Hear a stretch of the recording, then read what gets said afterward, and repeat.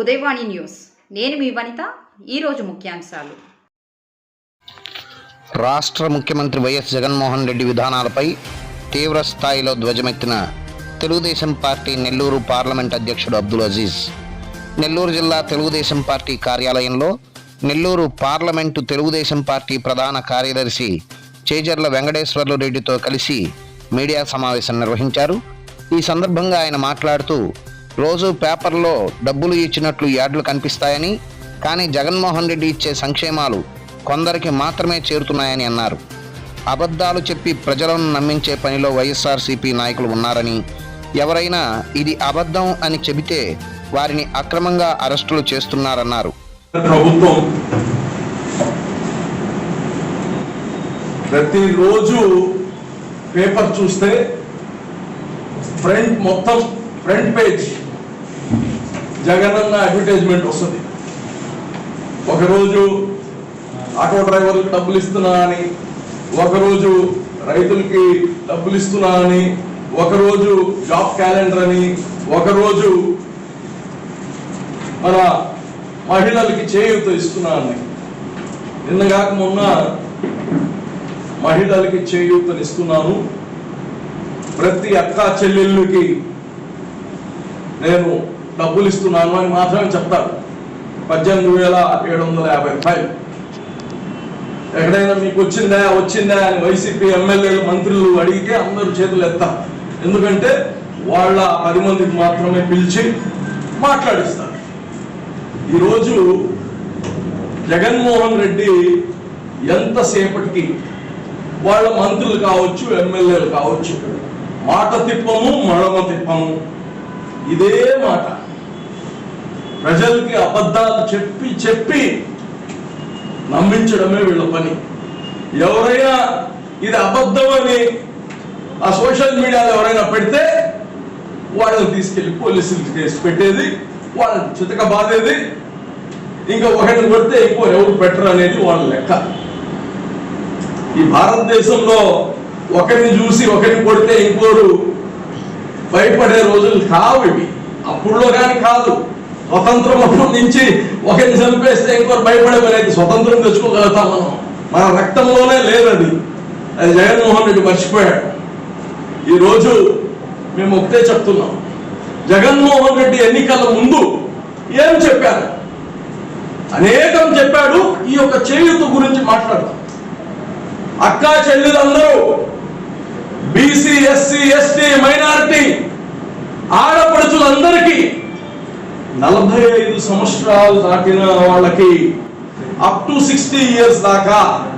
ఎందుకు 60 సంవత్సరాలు అంటున్నారంటే 60 దాటితే ఎట్టా పెన్షన్ వస్తుంది కాబట్టి పెన్షన్ రాని ఆడవాళ్ళకి, ఇన్ అదర్ వర్డ్స్ 45 సంవత్సరాలు దాటిన ప్రతి మహిళకి ఆంధ్రప్రదేశ్లో పెన్షన్ ఇస్తాడు జగనన్న.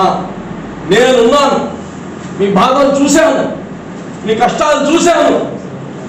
నన్ను గెలిపించుకోండి ముఖ్యమంత్రిగా, మీ అందరికీ నెలకి 3,000 రూపాయలు పెన్షన్ ఇస్తాను అని చెప్పి ఈరోజు అదే జగన్మోహన్ రెడ్డి ఎన్ని పాపాలు చేస్తున్నారంటే, ఎంతమంది ఆడపడుచుల్ని మోసం చేశారంటే, ఒక మన భారతదేశంలో కావచ్చు, ముఖ్యంగా మన ఆంధ్రప్రదేశ్లో కావచ్చు, మధ్య తరగతి, దిగువ మధ్య తరగతి వీళ్ళ పరిస్థితి ఏంది? ఈరోజు అందరికీ జరగని పరిస్థితి ఏ తల్లిదండ్రులకు ఉండదండి? పిల్లలకు పరీక్షలు రాయించాలి, తర్వాత వాళ్ళు ఇంటర్మీడియట్కి వెళ్ళాలి, తర్వాత ఇంజనీరో, డాక్టరో, సైంటిస్టో ఏదో అవ్వాలని ఏ తల్లిదండ్రులకు ఉండదు? ఇక్కడ కూర్చుని వాళ్ళకి ఉండదా? ఇక్కడ ఉన్న మీడియా వాళ్ళ బిడ్డలకి ఇంజనీర్లో, డాక్టర్లో చేయించాలని ఉండదా? ఈరోజు దేశం మొత్తంలో కేంద్ర ప్రభుత్వం 10వ తరగతికి ముందు పరీక్ష వద్దు అని చెప్పి, తర్వాత ఇంటర్మీడియట్ కానీ వద్దు, ఇప్పుడుండే పరిస్థితులు మంచి కాదు. ఏ తల్లికి కానీ తన బిడ్డ ఒక పక్క ఈ ఆకాశం, ఈ నింగి, నేల మొత్తం ఒక పక్క పెట్టి వాడి బిడ్డ ప్రాణం ఇంకో పక్క పెడితే, ఈ భూమి వద్దు, ఈ ఆకాశం వద్దు, వీళ్ళు ఎవరు వద్దు, నాకు నా బిడ్డ కావాలంటే ఒక తల్లి. ఈరోజు ఒక బిడ్డ ప్రాణం ఆ తల్లికి తెలుసు. అందుకోసమే ఈరోజు సుప్రీంకోర్టు ఒకటే చెప్పింది, మితమీరిన తెలివి చేసిన ఈ జగన్మోహన్ రెడ్డికి ఎక్స్ట్రీమిస్ట్ ఈజ్ ఎ టెర్రరిస్ట్. ఎందుకు టెర్రరిస్ట్ చెప్తున్నారు సార్ అంటారేమో. టెర్రరిస్ట్ అంటే ఏంది? ఇతరులకి భయభ్రాంతులు చేయడం. ఈరోజు ఈ పరీక్షలు పెడుతుంటే ఇంటర్మీడియట్ కావచ్చు, 10వ తరగతి తల్లిదండ్రుల మనసు వనకతా ఉంది. భయ ఆందోళనతో నా బిడ్డ ఏమవుతాడో, అక్కడ ఎటువంటి పరిస్థితులు ఉంటాయో. ఇన్ని లక్షల మందికి టెర్రరిస్ట్ చేసేవాడిని టెర్రరిస్ట్ కాకుండా గాంధీ అంటారా? Is a terrorist. పక్క ఊర్లో బాంబులు వేస్తేనే కాదు టెర్రరిస్టు, ఇన్ని లక్షల మంది కుటుంబాలకి భయభ్రాంతులు చేస్తున్న వాడిని టెర్రరిస్ట్ అనక ఏమంటారు? ఏ డిక్షనరీ తీసుకొని నిర్వచనం చూడండి మీరు. నేను ఈ మాట పైన నిలబడి ఉన్నాను. Jaganmohan Reddy is a terrorist. ఈరోజు నేను ఒకటే చెప్తున్నా, ఇన్ని కోట్ల మంది పిల్లలు తల్లిదండ్రులు ఈ పరీక్షలు వద్దంటే ఒక వితండవాది, ఒక షాడిస్టు ఈ బిడ్డలు పరీక్షలు పెడతానంటాడు. ఏదో ఈయన ప్రత పిహెచ్డి లాగా. ఈయనేం చదివాడు కనుక్కోండి. నేను ఒకటే చెప్తున్నా, సుప్రీంకోర్టు ఈరోజు ఏం చెప్పింది? ఒక్క ప్రాణం పోయినా పూర్తి బాధ్యత. అంటే ఏం చేస్తాడు జగన్ రెడ్డి? నేను సుప్రీంకోర్టు కానీ అడుగుతున్నాను. జగన్మోహన్ రెడ్డి ఒక 10,000 రూపాయలు ఇస్తాడు ప్రాణం పోతే. ఏంటి ఆయన బాధ్యత? మొత్తం మోసం, రాజకీయ కుట్ర. లోకేష్ బాబు తెలుగుదేశం పార్టీ పరీక్షలు పెట్టొద్దయా అనిందని ఇంత లాగారు, ఇంత దూరం లాగు. మీరు అందరు గమనించండి, మొత్తం మోసం. ఈరోజు మేము కోరేది ఒకటే, ఈ రాష్ట్ర బిడ్డల భవిష్యత్తు ఉండే సర్కమ్స్టెన్స్ లో, ఉండే క్రైసిస్ లో, ఉండే సంక్షోభంలో కరోనాని ఎట్టా గాలికి వదిలేశాడు జగన్మోహన్ రెడ్డి. ఆక్సిజన్ లేని పరిస్థితులు. ఈరోజు ఆక్సిజన్ ప్లాంట్లు ప్రజలందరూ అనుకుంటారేమో 30-40 లక్షలు పెడితే 5 రోజుల్లో పెడతారు, 3 రోజుల్లో పెడతారు. ఆక్సిజన్ యూనిట్లు, ప్లాంట్, జనరేటర్స్. నేను చెప్పేది చిన్న చిన్న మనం జరిగిన కాన్సన్ట్రేటర్స్ గురించి కాదు, ఒక ప్లాంట్ వారంలో పెడతారు. వీళ్ళు దరిద్రులు ఒక్క ప్లాంట్ పెట్టారు. అడగండి మీరు ఎవరైనా. కరోనాని సర్వనాశనం, ప్రజల్ని సర్వనాశనం చేశారు. మళ్ళా వీళ్ళు పిల్లల్ని, భవిష్యత్తుని, ఆ తల్లిదండ్రుల్ని ఆందోళన పెట్టి ఇట పిల్లలు ఈ మధ్యకాలంలో పరీక్ష లేదని చదువుకోలేదు. ఎట్టు చదువుకుంటారు? ఇంట్లో ఎవరికండి మనస్తృప్తి, మనశ్శాంతంగా ఉండింది ఎవరు? ఈరోజు మేము కోరేది ఒకటే, సుప్రీంకోర్టు చెప్పిన దానిన్నా కొద్దిగా ఈ దేశంలో అత్యున్నతమైన న్యాయస్థానం నిన్ను తిట్టలేక, కొట్టలేక, ఒక్క ప్రాణం పోయినా నీ బాధ్యత అని చెప్పిందంటే అర్థం చేసుకోవాలి. దీన్ని పెద్ద మనసుతో ఇప్పుడు కన్నా నీ మూర్ఖత్వం మానేసి దీన్ని పరీక్షలు లేకుండా ఆ పిల్లల వాళ్ళ తల్లిదండ్రులకు ఒక ప్రశాంతమైన ఇది తేవాలని కానీ మేము తెలుగుదేశం పార్టీ నుంచి కోరుతున్నాం. ఇంకా ఈ వైఎస్ఆర్సీపీ పార్టీ ఏది చెప్పినా అన్ని అబద్ధాలు, ఏది చెప్పినా అన్ని అబద్ధాలు. మీకు రోజుల తరపున మాట్లాడవచ్చు, ఒక రోజు కానీ గ్యాప్ ఇవ్వట్లే. వీళ్ళు వినూత్నమైన పాపాలు చేస్తున్నారు, వినూత్నమైన పాపాలు. మాకంటే ఎవరు తెలివి కలవాడు లేరని. ఒక ఆయన అక్కడ గ్రామాలతో వేస్తాడు, ఒక ఆయన ఇసుకతో వేస్తాడు, ఒక ఆయన వేరే వాళ్ళ స్థలాన్ని అమ్మేస్తాడు. ఇట్లా జరుగుతూ ఉంది. ఇవన్నీ మళ్ళా మాట్లాడుకుందాం. ఈ రోజుకి ఇది నేను పిల్లల తల్లిదండ్రులు కానీ, ఈ ఇంటర్మీడియట్ 10వ తరగతి పిల్లల తల్లిదండ్రులు కానీ మీరు ఎవరు ఆందోళన పడొద్దు, ఎవరు ఆందోళన పడొద్దు. మీతో పాటు చంద్రబాబు నాయుడు గారు ఉన్నారు, మీతో పాటు తెలుగుదేశం పార్టీ ఉంది, మీతో పాటు మిగతా పార్టీలు కానీ ఉన్నాయి, ఒక తెలుగుదేశమే కాదు, దీన్ని వ్యతిరేకిస్తుండేది అన్ని పార్టీలు ఎక్సెప్ట్ వైఎస్ఆర్సీపీ. కాబట్టి తప్పకుండా ఎవరు ఆందోళన చెందొద్దు. ఈ టెర్రరిస్టుల నుంచి మిమ్మల్ని మేమందరం కాపాడుకుందాం.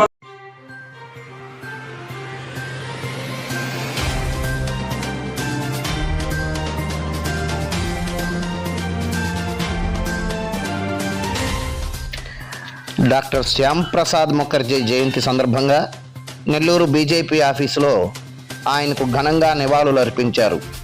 మహిళా మోర్చా ఆధ్వర్యంలో వృక్ష సంపద సంరక్షణలో భాగంగా మాగుంట లేఅవుట్ వెంకటేశ్వర స్వామి ఆలయం, శబరి శ్రీరామ క్షేత్రాలలో విచ్చేసిన భక్తులకు, ఆలయాల అర్చక స్వాములకు తులసి మొక్కలను పంపిణీ చేశారు.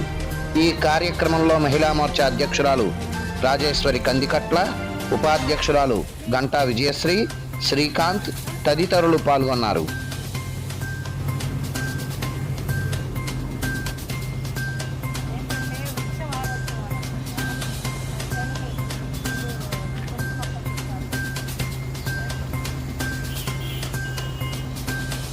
కృష్ణాపట్నం ఆనందయ్య ఆయుర్వేదం మందుని ప్రజలకు, ముఖ్యంగా సామాన్యులకు నిష్పక్షపాతంగా ప్రభుత్వం తరపున పార్టీలకు అతీతంగా అందించాలని జనసేన సీనియర్ నాయకులు టోనీ బాబు మరియు షానావాజ్ గారు సుబ్బు చైతన్య అంబేద్కర్ విగ్రహం వద్ద నిరసన తెలియచేయడం జరిగింది. నేను జనసేన పార్టీ సీనియర్ నాయకుడిని.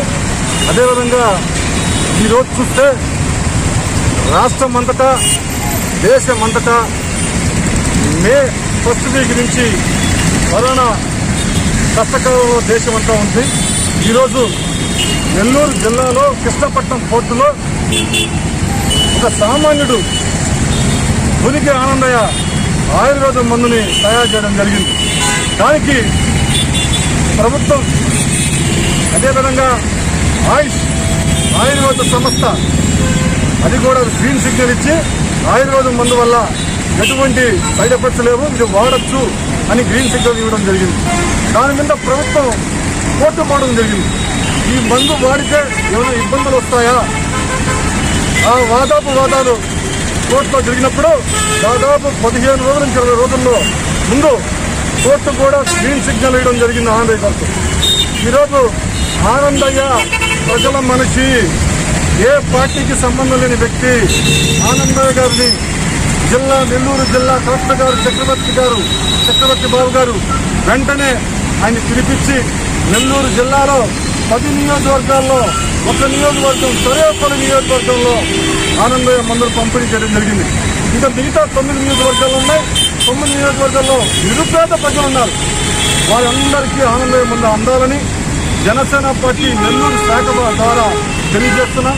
దయించి ఆనందయ్య గారిని మీరు కలుపుకొని ఈ ఆయుర్వేద మందుని నెల్లూరు నగర చుట్టుపక్కల ప్రాంతాలు, అదేవిధంగా నెల్లూరు జిల్లా ప్రాంతాలు అందరికీ అందజేయాలని నెల్లూరు జిల్లా కలెక్టర్ గారికి ఈరోజు విజ్ఞప్తి చేస్తూ నిరసన తెలియజేస్తున్నాం. ఇది అయిన వెంటనే కలెక్టర్ గారికి రావడం జరుగుతుంది. మొన్న ఒక వారం క్రితం మా నెల్లూరు జిల్లా మైనార్టీ నాయకుడు శ్యానవాసరావు గారు వెళ్ళి కలెక్టర్ గారికి అధ్యయనంలో జరిగింది. అయ్యా ఆనందయ్య మందు మీరు చర్య చేపట్టి పంచాలని చెప్పి ఇంతవరకు ఆయన చెప్పిన దాఖలు లేవు, ఏం చెప్పిన దాఖలు లేవు. దయచేసి జిల్లా కలెక్టర్ గారు వెంటనే ఈ మందులు పంచే విధంగా చేయాలని చర్య చేపట్టాలని జనసేన పార్టీగా డిమాండ్ చేస్తున్నాం. నా పేరు షానవాజ్, జనసేన పార్టీ. నమస్తే అండి, నా పేరు షానవాజ్, జనసేన పార్టీ మైనార్టీ నాయకుడిని. పవన్ కళ్యాణ్ గారి పిలుపు మేరకు, టోనీ బాబు గారి ఆదేశాలతో ఈరోజు ఈ కార్యక్రమం చేయడం మొదలుపెట్టాము.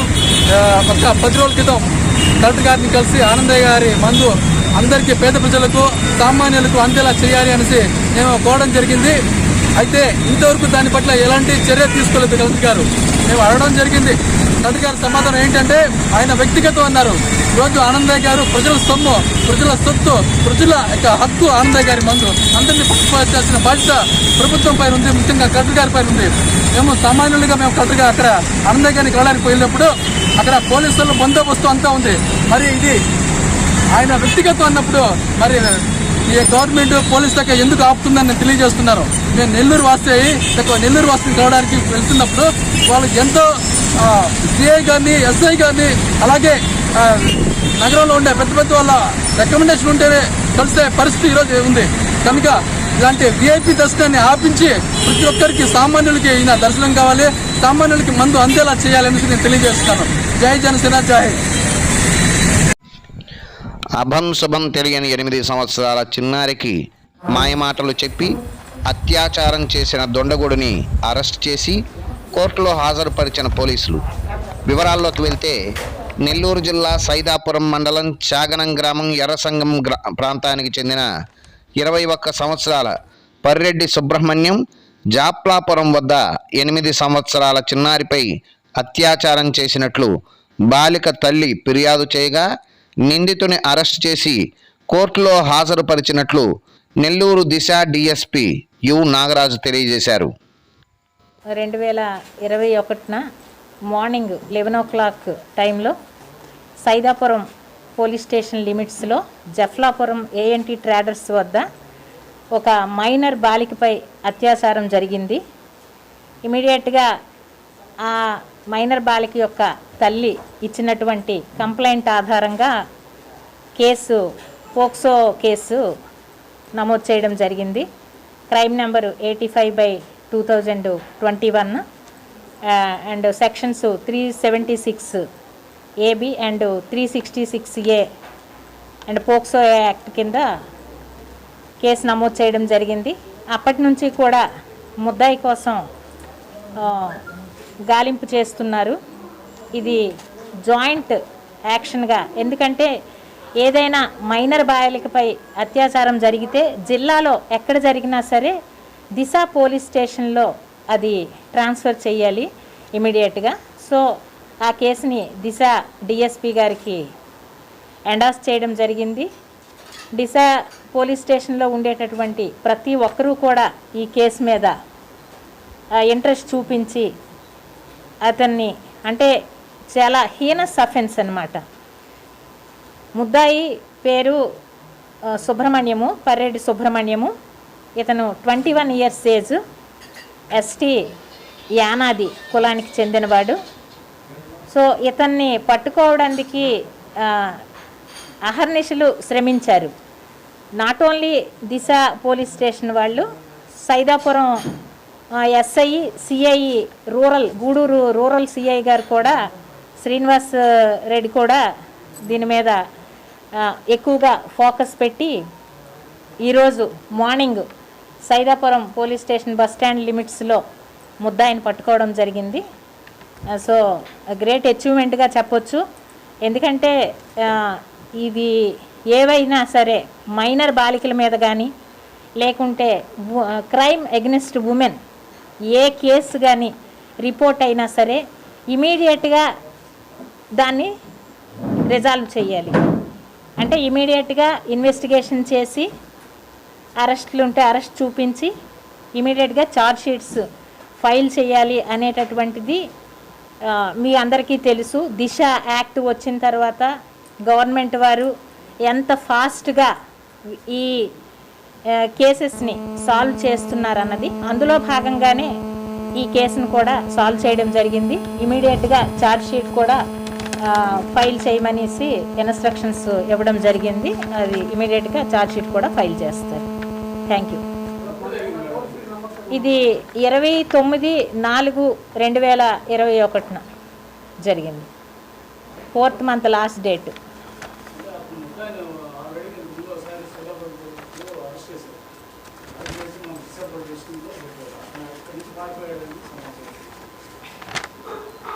వాస్తవమే, అంటే ఆ రోజు తీసుకోవడం జరిగింది. అప్పుడు కానిస్టేబుల్ని సస్పెండ్ చేయడం కూడా జరిగింది. తర్వాత చాలా ట్రాక్ చేసి పట్టుకోవడం జరిగింది. అన్నీ ఉన్నాయి, నా బోర్డు మీద ఉన్నాయి, ఇప్పుడు కూడా ఉన్నాయి. యాక్చువల్లీ ఈ కేసులో ఇతను ముద్దాయి అనేవాడు వేగబాండ్. సో ఇతనికి ఒక ఫిక్స్డ్ అడ్రస్ లేదు. సో ఆ రోజు కూడా ఇతను ఒక దారుణమైన నేరానికి పాల్పడిపోయి పారిపోవడం జరిగింది. సో అప్పటి నుంచి కూడా ఇతను ఫిక్స్డ్గా పలాని ఇల్లుని కానీ పలాని దగ్గర పడుకుంటాడనేది తెలియదు. సో చాలా టీమ్స్ ఇతని మీద పనిచేసి చాలా కష్టపడి పట్టుకోవడం జరిగింది. అంటే ఇప్పుడు ఇతను పారిపోతే దొరికే పరిస్థితిలో ఉండే మనిషి కాదు.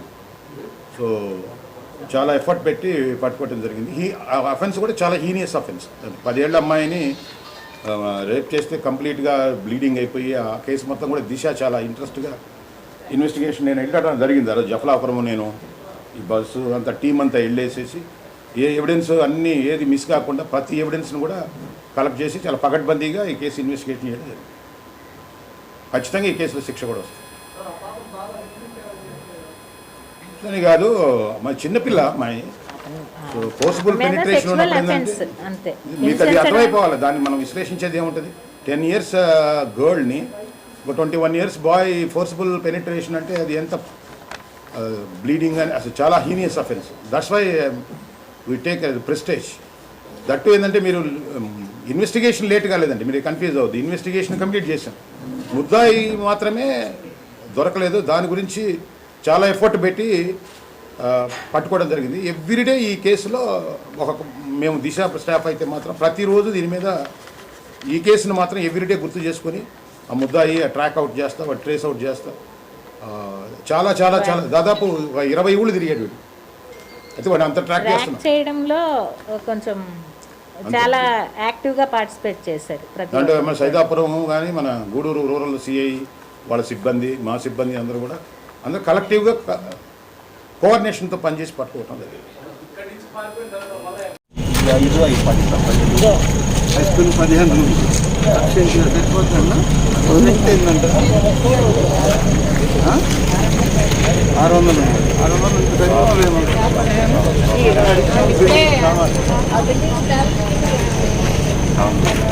ఎందుకంటే ఇవన్నీ డెమాలిష్ చేసేస్తారు కదా, వాటి స్ట్రెంత్ ఉంటుందా? ఫస్ట్ ఫ్లోర్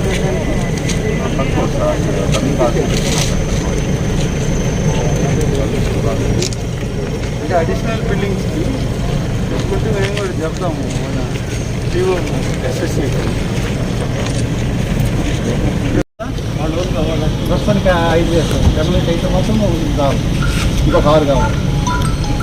అదేనబ్బా మీకు స్ట్రెంగ్త్ క్లాస్ రూమ్స్ ఎన్ని కావాలని ఎన్ని కావాలి.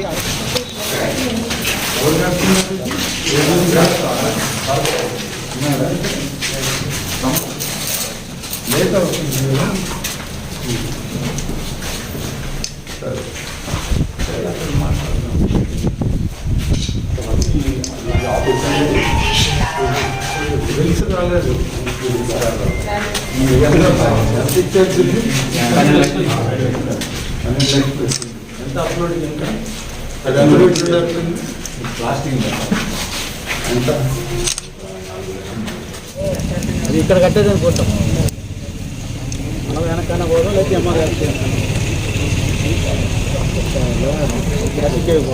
అంటే మండల్ కాంప్లెక్స్ లోనే ఉన్నది. లైట్ అయితే వేరే చోట నుంచి ఇక్కడ ఇవ్వటం పక్కన అయితే బాగుంటుంది.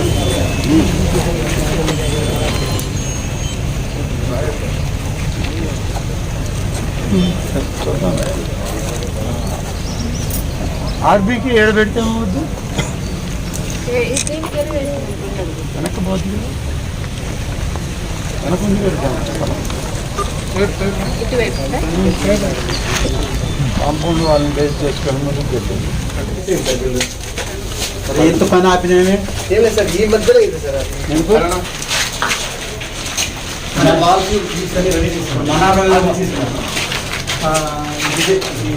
స్టార్ట్ చేస్తాము.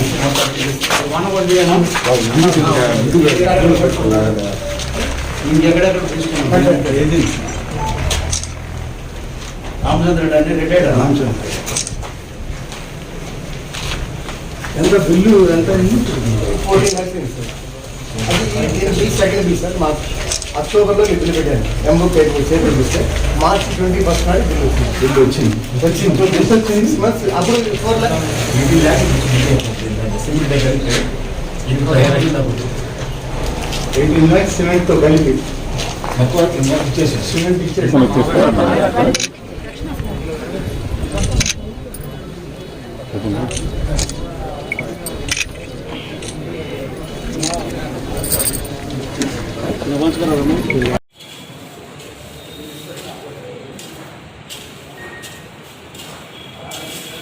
చేతులు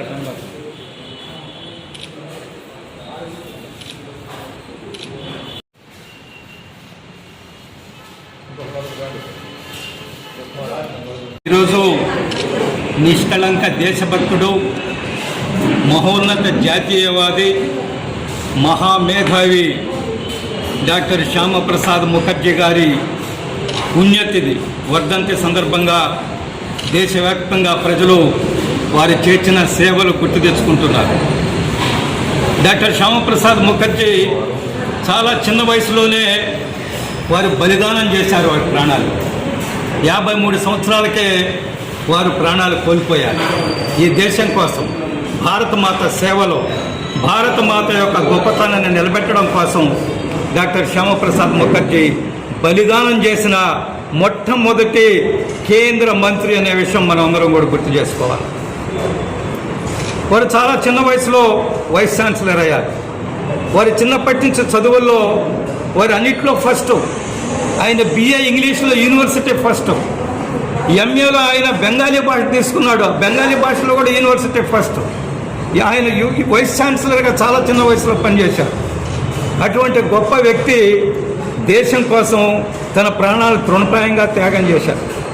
ఆయన స్వతంత్ర భారతదేశంలో మొట్టమొదట క్యాబినెట్ మినిస్టర్ ఆయన రాజీనామా చేసింది. యూనియన్ క్యాబినెట్ నుంచి, కేంద్ర ప్రభుత్వం నుంచి.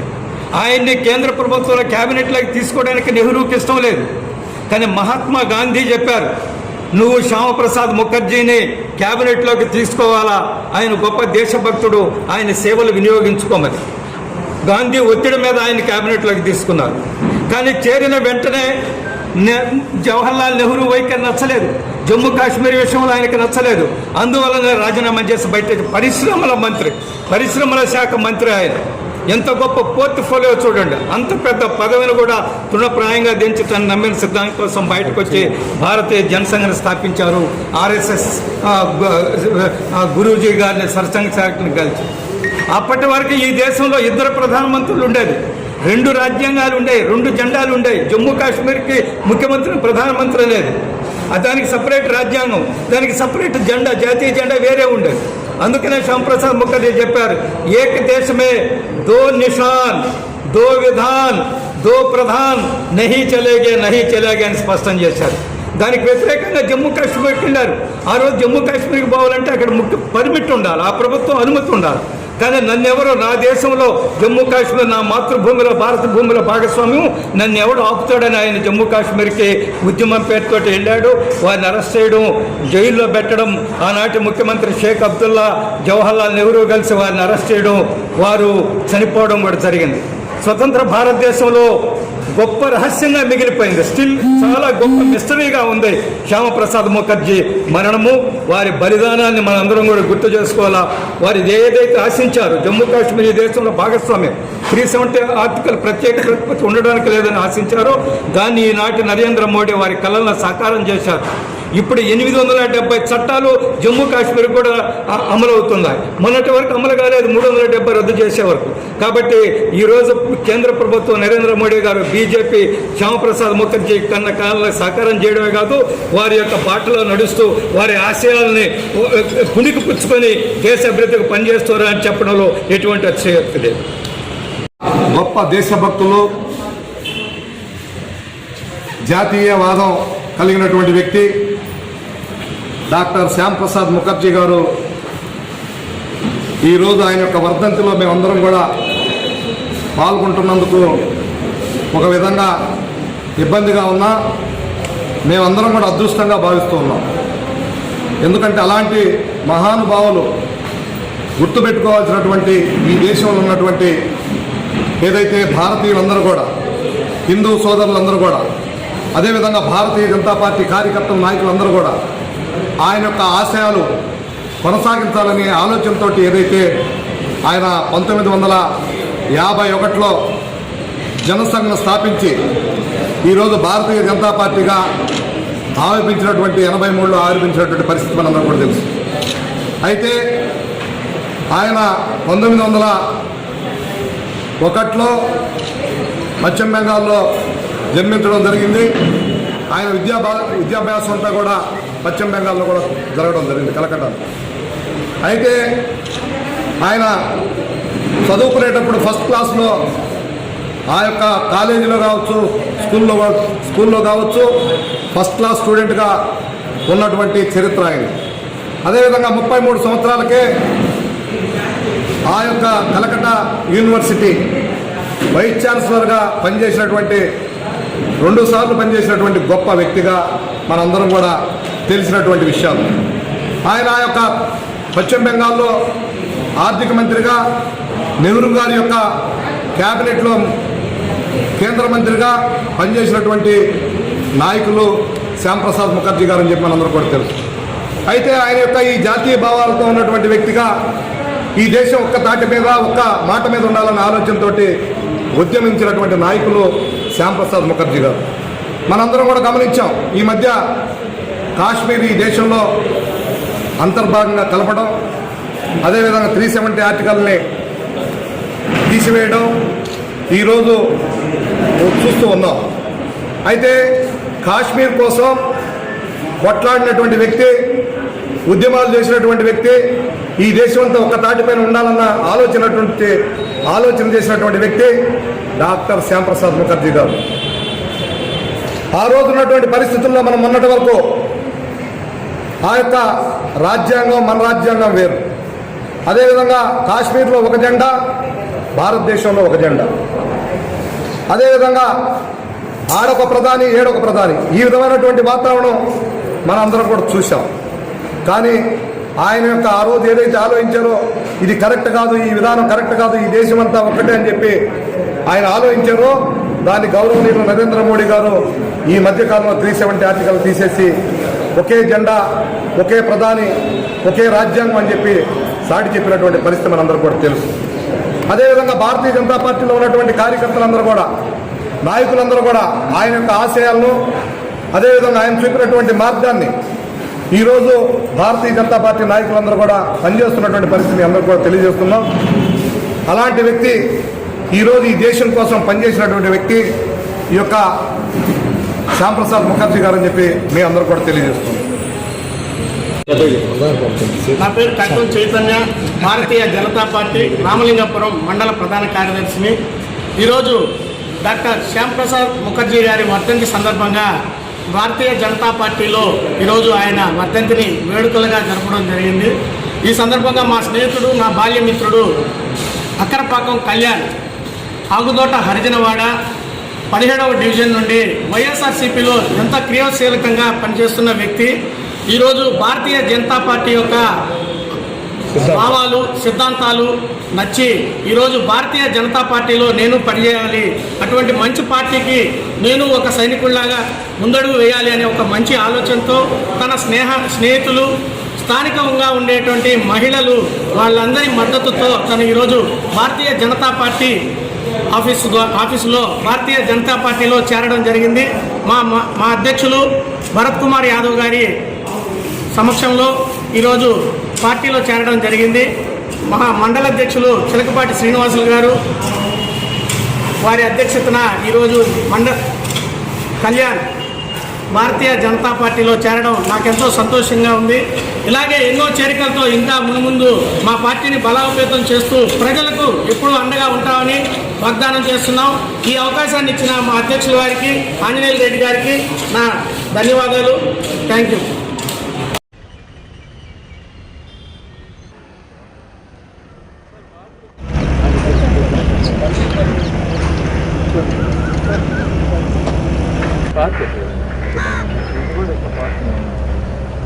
ఇప్పుడు నువ్వు what you have done sir, ఆ డ్రైన్ని రైల్వే ట్రాక్ కాంపౌండ్లోకి తీసుకెళ్ళిపోయాను. సో డ్రైన్ ప్యారల్గా కాంపౌండ్ వాళ్ళకి ప్యారల్గా వచ్చి అక్కడ కలిసిపోతాం మళ్ళీ కలవడం. సో మన సైట్లో డ్రైన్ అనేది కనిపించదు ఇంకెక్కడ. ఐదర్ ఇక్కడ ఉన్నటువంటి క్యాచ్మెంట్లో, ఈ క్యాచ్మెంట్లో పడిన ఏరియా డ్రైన్ అంతా కూడా ఇది north east, north west sir. So నువ్వు అందుకని ప్రకారం బాగుంటుంది. ఇక్కడ ఒక సర్వీస్ సెంటర్ ప్రాబ్లమ్ ఎప్పుడు and around 6-7 varieties ఉంటాయి. One is science, one is technology. Okay. Sir, the philosophy of the party is that it has to cater to the needs of all people to recreate. So this part of the party is the core philosophy of the party. I mean, where the core of the park is located. Here we have proposed different exhibits of science. So తీసుకొచ్చి వాళ్ళకి మన visit ఏర్పాటు చేయాలి. So one day morning వచ్చి evening వరకు వాళ్ళకి ఉంటే కనుక దే కెన్ అసలు understand what is biodiversity. And ఇక్కడ చిన్న అంటే ఒక చిన్న కాన్ఫరెన్స్ హాల్ లేకపోతే ఓపెన్ డెమోస్ట్రేషన్కి సంబంధించినటువంటి ప్లేస్ కూడా ఉంటుంది మా దాంట్లో. సో దట్ 40-50 పీపుల్ని బ్యాచెస్ కింద తీసుకొచ్చి వాళ్ళకి orientation and capacity building. So that is training cum learning center come general public also can come and visit at certain times. Open JC it will be on payment basis. I don't know how you are planning. Open air theatre planning. Please provide how the process is about the process. ఇక్కడ 30 feet road ఉంది. 30 feet traffic cost.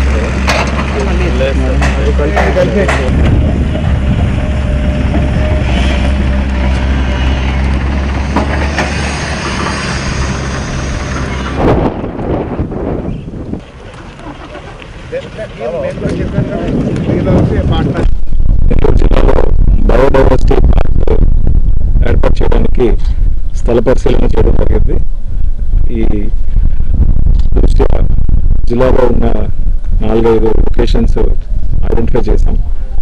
Biodiversity park వల్ల ప్రజల్లో పర్యావరణాన్ని పరిరక్షించడానికి వారిని భాగస్వాములు చేయడం వల్ల వారికి ఎకాలజీ గురించి, ఎన్విరాన్మెంట్ గురించి అవేర్నెస్ క్రియేట్ చేయడానికి, అలాగే బయోడైవర్సిటీ కమిటీలను బలోపేతం చేయడానికి ఎంతో ఉపయోగపడుతుంది.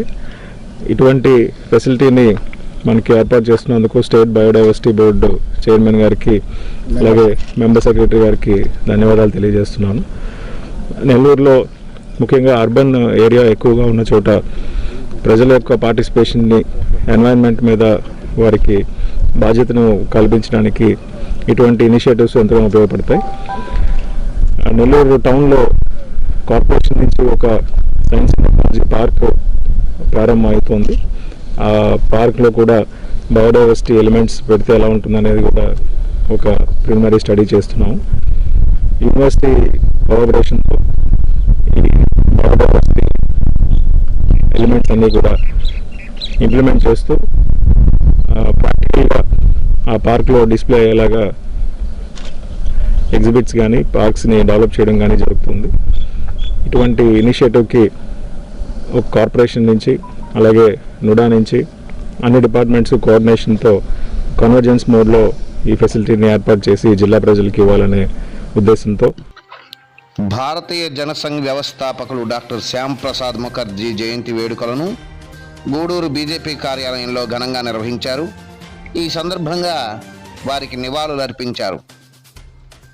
బీజేపీ నాయకులు మాట్లాడుతూ, ఒక దేశంలో 2 రాజ్యాంగాలు, 2 జాతీయ జెండాలు, 2 ప్రధానులు ఉండకూడదని, ఇది దేశ ఐక్యతకు విఘాతం కలిగిస్తుందని పోరాడిన మహనీయుడు డాక్టర్ శ్యామ్ ప్రసాద్ ముఖర్జీ అని కొనియాడారు.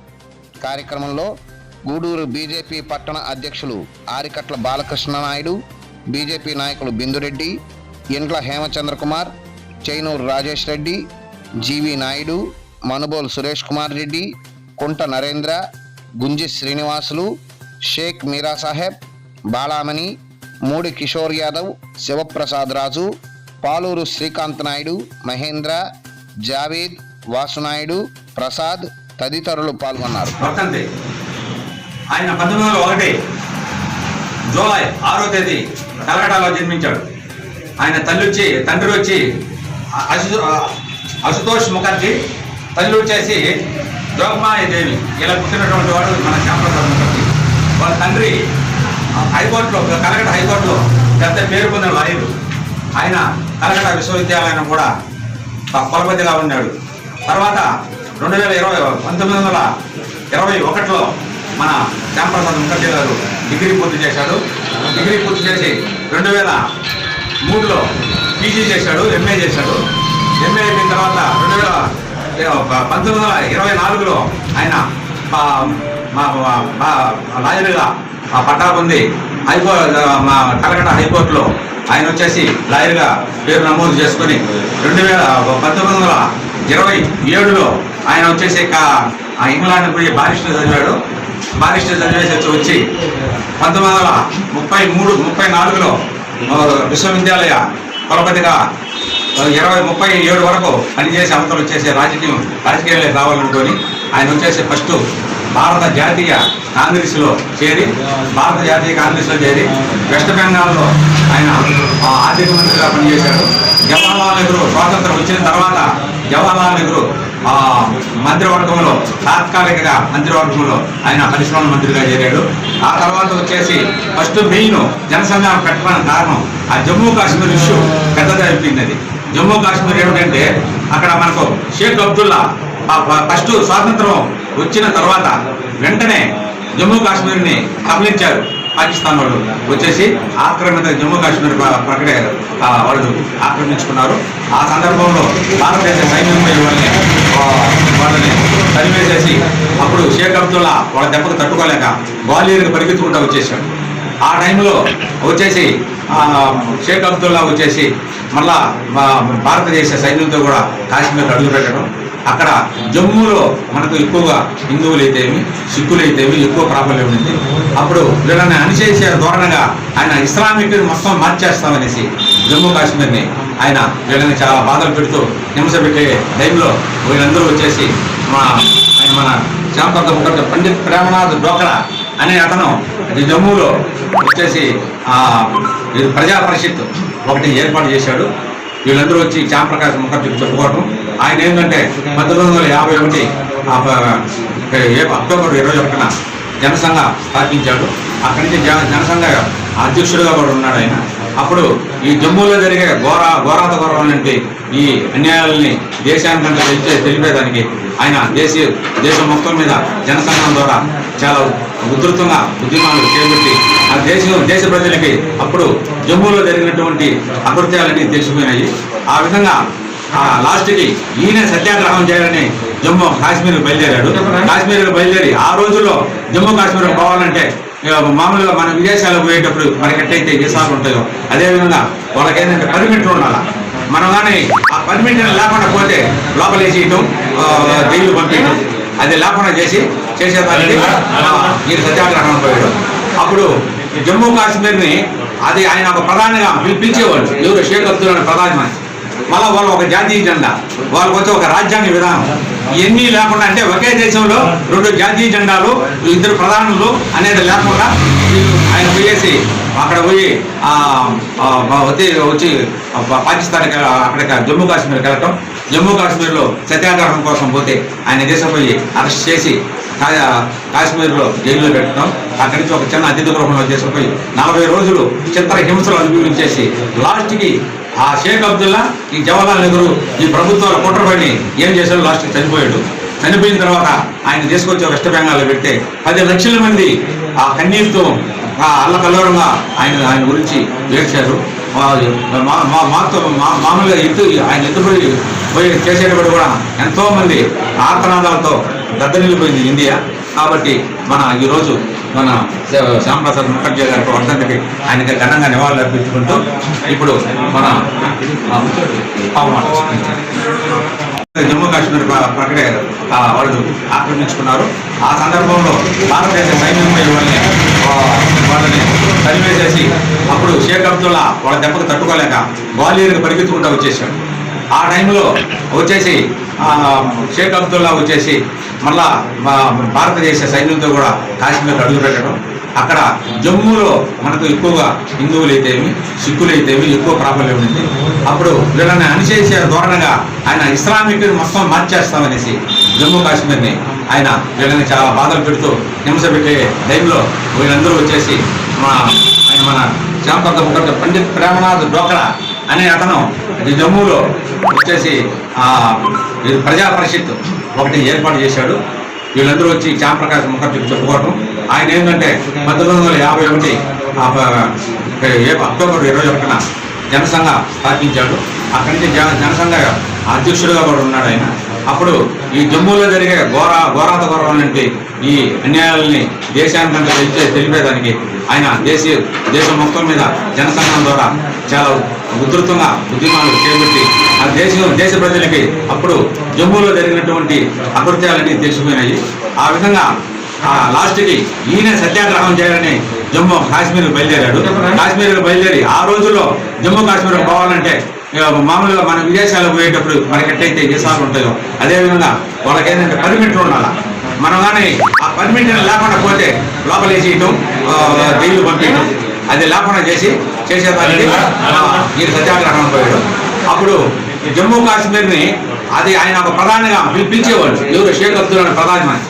మళ్ళీ వాళ్ళు ఒక జాతీయ జెండా, వాళ్ళకి వచ్చి ఒక రాజ్యాంగ విధానం, ఇవన్నీ లేకుండా, అంటే ఒకే దేశంలో 2 జాతీయ జెండాలు, 2 ప్రధానులు అనేది లేకుండా ఆయన పోయేసి అక్కడ పోయి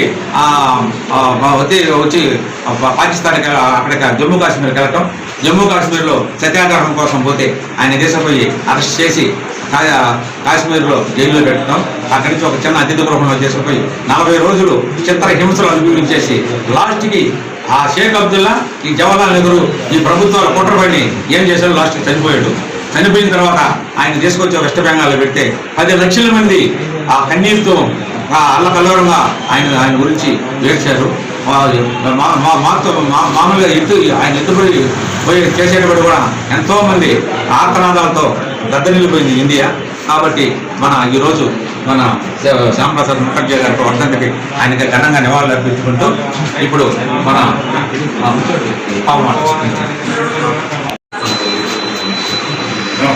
ఈరోజు మన పండిట్ శ్యాంప్రసాద్ ముఖర్జీ గారి వర్ధంతి సందర్భంగా గూడూరు బీజేపీ అధ్యక్షుడు ఆరిగట్ల బాలకృష్ణ నాయుడు గారి ఆధ్వర్యంలో నివాళి అర్పించడం చేస్తున్నాము. మన డాక్టర్ శ్యాంప్రసాద్ ముఖర్జీ గారు బెంగాల్లో 1901 జూలై 6వ తేదీన జన్మించారు.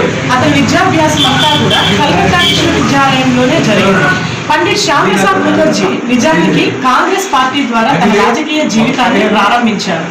కానీ అప్పటి మన ప్రధానమంత్రి నెహ్రూ గారు పాకిస్తాన్ ప్రధానమంత్రితో జరిపిన ఢిల్లీ ఒప్పందం, అదే కాశ్మీర్ గురించిన ఆర్టికల్ 370 అనేది మన కాశ్మీర్ను భారతదేశంలో కలపకుండా దాన్ని వేరే దేశంగా పెట్టి వేరొక ప్రధానమంత్రి పాలనలో ప్రత్యేకమైన అధికారాలను కల్పించి స్వయం ప్రతిపత్తిని కల్పించి దానికి భారతదేశాన్ని నుంచి వేరుపరిచే విధంగా ఆర్టికల్ 370ని పెట్టడం చేశారు. దాన్ని పూర్తిగా వ్యతిరేకించిన మన శ్యాంప్రసాద్ ముఖర్జీ గారు కాంగ్రెస్ పార్టీ నుంచి తన యొక్క కేంద్ర పరిశ్రమల శాఖ మంత్రి పదవికి కూడా రాజీనామా చేసి బయటికి రావడం జరిగింది.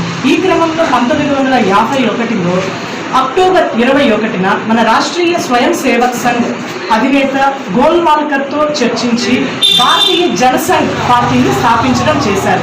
ఇప్పటి మన భారతీయ జనతా పార్టీకి మాతృ పార్టీ మన భారతీయ జనసంఘ్ పార్టీ. ఆ పార్టీ ద్వారా తన కాశ్మీర్ను భారతదేశంలో కలిపే దిశగా ఆర్టికల్ 370ని రద్దు చేసే దిశగా, అక్కడ ప్రత్యేక గుర్తింపు కార్డు విధానాన్ని రద్దు చేసే దిశగా అతని ఉద్యమాన్ని తీవ్రతరం చేసి ప్రజలను పెద్ద సంఖ్యలో మమైకం చేసి ఏక్ దేశ్ మే దో విధాన్, దో ప్రధాన్, దో నిషాన్ నహీ చలేంగే అనే నినాదాలతో జమ్మూ కాశ్మీర్లో ఆమరణ నిరాహార దీక్షకు బయలుదేరారు. ఈ క్రమంలో జమ్మూ సరిహద్దుల్లో అతన్ని కుట్రపూరితంగా పోలీసులు వాళ్ళు అరెస్టు చేసి నిర్బంధించడం చేశారు. అదే సంవత్సరం 1953 జూన్ 23వ తేదీన అతను పోలీసుల నిర్బంధంలో అనుమానాస్పద స్థితిలో మృతి చెందడం జరిగింది. అతని యొక్క మృతికి విచారణ కూడా ఏ పక్షాన కూడా మన నెహ్రూ గారు సహకరించలేదు అంటేనే అతని మృతికి కారణం ఏంటో అర్థమైంది. కావున అతను చేసిన ఆ త్యాగానికి మన భారతదేశాన్ని సమైక్యంగా కాశ్మీరును భారతదేశంలో కలిపేదానికి అతని ప్రాణత్యాగం చేసిన దానికి గుర్తుగా ఈ జూన్ 23వ తేదీన ప్రతి సంవత్సరం బలిదాన్ దివస్గా మన భారతదేశంలో ప్రతి ఒక్కరం కూడా జరుపుకుంటున్నాము. అతనికి ఘనమైన నివాళిగా మన ఇప్పటి ప్రధాని నరేంద్ర మోడీ గారు ఆర్టికల్ 370ని రద్దు చేసి కాశ్మీర్ను భారతదేశంలో కలిపి ఒకే పాలన కిందకు అన్ని రాష్ట్రాల ప్రజల వలె కాశ్మీర్ ప్రజలకు సమాన హక్కులను కల్పించి అతని యొక్క త్యాగానికి ఘనమైన నివాళిని అర్పించిన మన భారతదేశ ప్రధానమంత్రికి సగర్వంగా హ్యాట్స్ ఆఫ్ చెప్తూ జై మోడీ, జై మోడీ, జై మోడీ, జై మోడీ, జై